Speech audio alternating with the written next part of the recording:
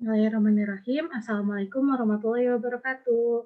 Perkenalkan, nama saya Gianti Asnifauziah dari tingkat 2 Sarjana Terapan Kebidanan Bandung, Poltekkes Kemenkes Bandung. Nah, di sini saya akan memaparkan sedikit nih tentang korupsi. Mohon disimak ya teman-teman. Di sini saya akan berbagi sedikit nih tentang korupsi. Nah, jadi apa itu sih korupsi? Korupsi itu merupakan perbuatan yang buruk nih teman-teman. Jadi seperti penggelapan uang, penerimaan uang, uang sogok gitu dan sebagainya. Dan korupsi ini nggak patut ditiru ya teman-teman. Kenapa? Nih, karena ada bahayanya nih. Bahaya korupsi itu bisa diibaratkan itu korupsi itu seperti kanker nih di dalam darah kita ini. Jadi badannya itu harus terus melakukan cuci darah terus-menerus sehingga ingin mendapatkan kehidupan.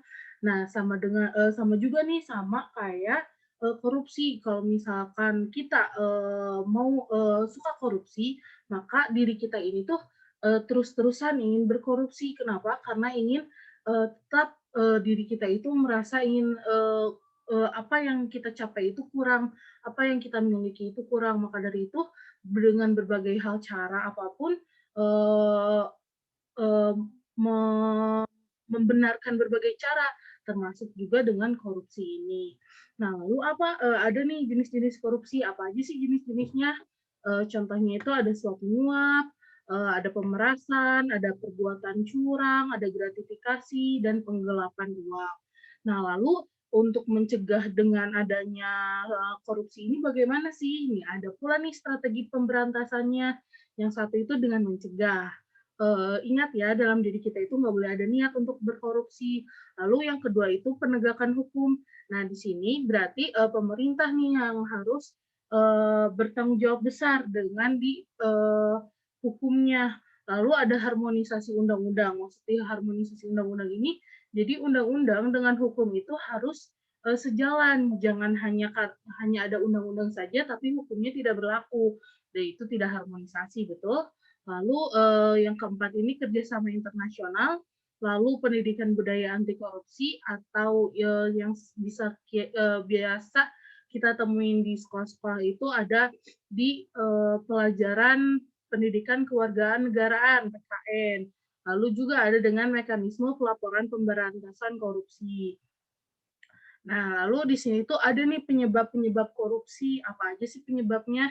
Yang satu itu sifat yang rakus. Nah, sifat rakus ini tuh jelek ya teman-teman dan bisa menyebabkan korupsi.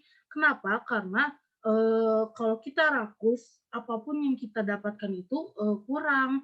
Maka dari itu kita itu seperti tadi ya, kita itu menghalalkan cara apapun supaya mendapatkan uang yang lebih ini. Contohnya ini bisa dengan korupsi ataupun yang lainnya gitu. Lalu kurangnya iman nih, kurang beriman ini karena kita tahu ya korupsi itu perbuatan yang jelek dan itu tuh dilarang oleh agama mengambil hak orang lain. Nah, contoh dari korupsi ini juga kan bisa dengan mengambil uang nih, mengambil uang rakyat misalkan yang harusnya dibagiin ke rakyat tapi malah dimakan sama politikus-politikus yang berdasi itu. Nah, itu tuh contoh yang kurang beriman ya.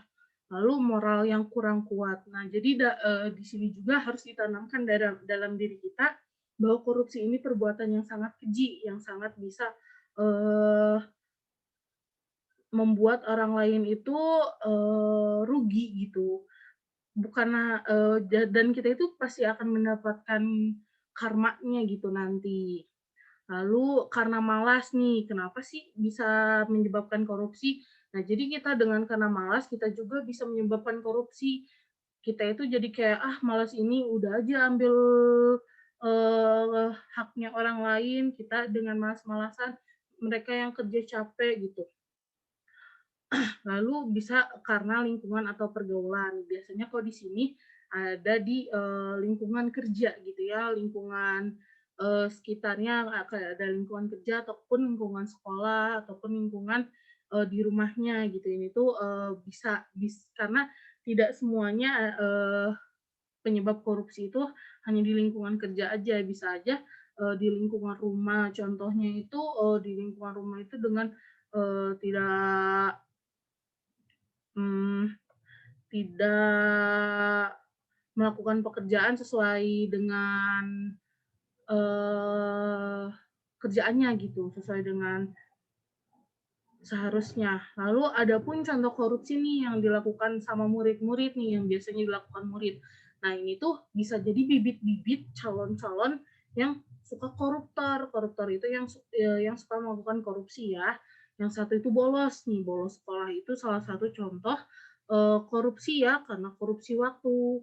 Lalu melebihkan uang kas atau iuran, nih ini nggak boleh banget ya. Jadi harusnya uang kas itu bisa 2.000 seminggu, ini jadinya 5.000, uang 3.000-nya diambil sama kita. Nah, itu nggak boleh ya.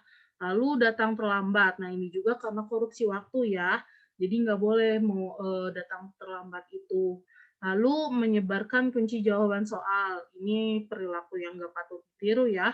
Karena ini membuat kita jadi malas tadi. Jadi karena udah tahu kunci jawaban, ya udah malas nggak mau belajar. Lalu memberi hadiah uang kepada guru, nih hadiah atau uang pada guru ini tuh biar apa contohnya?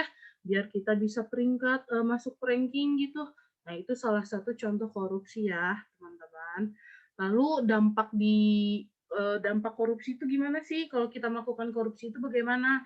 Nah, dampaknya itu jelek-jelek nih semuanya.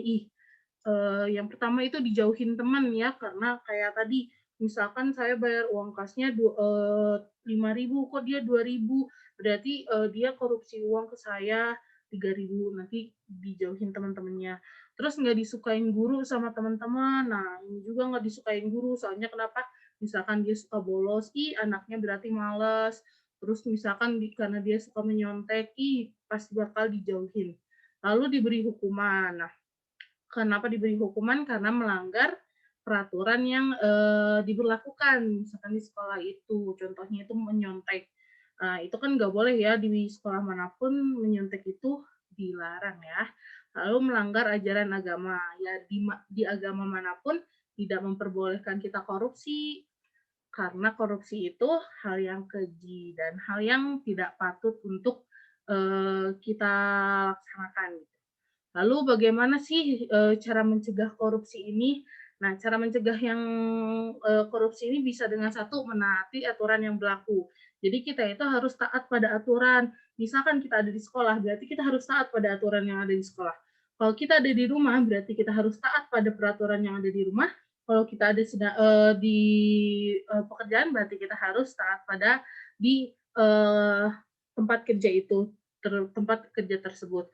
Lalu bergaulah dengan teman yang baik, karena teman yang baik itu akan membawa kita juga ke arah yang lebih baik gitu.